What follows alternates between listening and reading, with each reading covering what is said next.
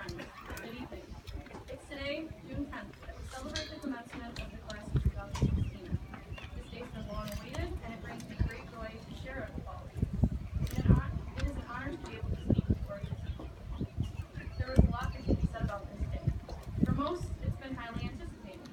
This may be a bit of a stupid question, but allow me to ask, why is it that we've spent weeks, months, or even years waiting for this day? After all, most of us are going to continue our education elsewhere, whether it be in the workforce, no better teacher than experience, or at a trade school, college, or university. Some of us have anywhere from 2 to 12 more years of actual schooling, in addition to the lifelong learning in the workforce that everyone else has. So, what makes this day important? It's not the end of our education. In fact, it's only the beginning. Today is not just meant to reminisce about the memories we've made, although those memories are pretty great. How often is it that a Division 5 school with a tight budget is able to bring its football team from a 1-8 record to a district championship in 1 year? How often is it that a competitive cheerleading program performs better and better every single year, even when key members graduate? How often is it that a band director, or a band program, with only one director, a very good director I might add, who writes all of the marching band shows himself, and has a room shaped like a quarter of a pie, and still manages to group first division ratings at MSBOA Marching Band Festival for 10 years in a row? How often is it that a district can be consolidated, bringing kids ages 12 to upwards of 18 years old together under one roof, and carry on as if nothing has changed? We often take for granted how close our student body is. It's remarkable to see the way that our community is beginning to unify and connect, which is much better than being disjointed and divided. We also take for granted how uncommon it is for things to be this way. Over the past year, Algonac has undergone many changes. The student body reflects that. We've all had our own trials and tribulations, whether it be at home, work, or at school. Each and every one of us is fighting our own battles, and most of the time, we're not aware of the challenges that others face. However, this year, we've begun to see this and respect one another as a result. That's a huge step for us. So, again, I ask, why is this day so important? I've asked myself this question quite a lot, and through a lot of thought, I may have found an answer. Throughout our lives, we've been told to go to school. It's not an option, it's mandatory. Day after day, we've woken up early and dragged ourselves to Algonac High School. We've been encouraged to join clubs, play sports, get good grades, and be good people. This is just the way that our system works. We're given choices, but they're limited. That's why this day is special.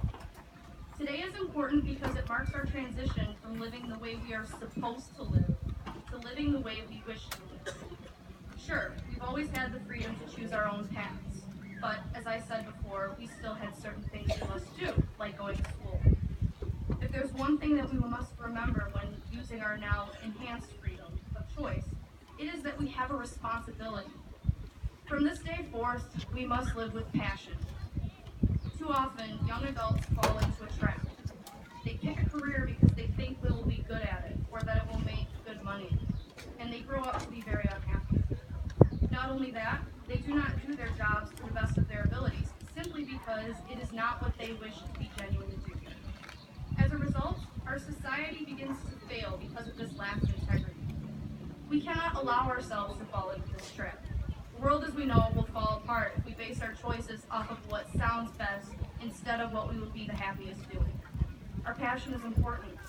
Even if we're unsure of what we are passionate about, it's never a bad idea to pursue post-secondary education. It's just that we keep our sights set on what truly matters, and that is finding the role we are to play in life.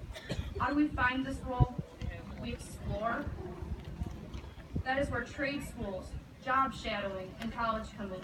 We must peruse through our options to find our passions, not settle for something that will leave us marginally satisfied. We should not go to college because it is the right thing to do.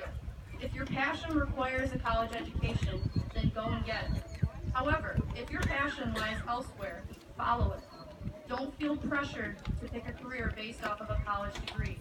Pick a career that suits you. Possibly the biggest issue that faces young adults is the fact that we feel as if we already know everything, And despite this, we also feel that we're incapable of being responsible or living like the adults that we're supposed to be. This is backwards. We must reverse this mindset. We have to realize that we have a lot to learn, but we are in fact capable of making changes and impacting our world. It's our job to remember that we have power, whether we like it or not, and that the only thing worse than abusing it is neglecting it. So, class of 2016, it would appear that we have some decisions to make.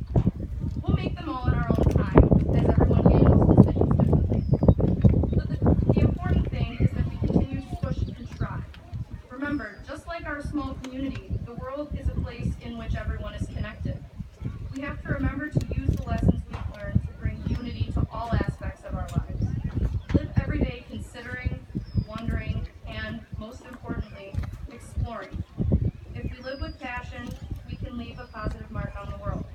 And if you don't know who to vote for, write in Mr. Cesaro, because he'll make a great president.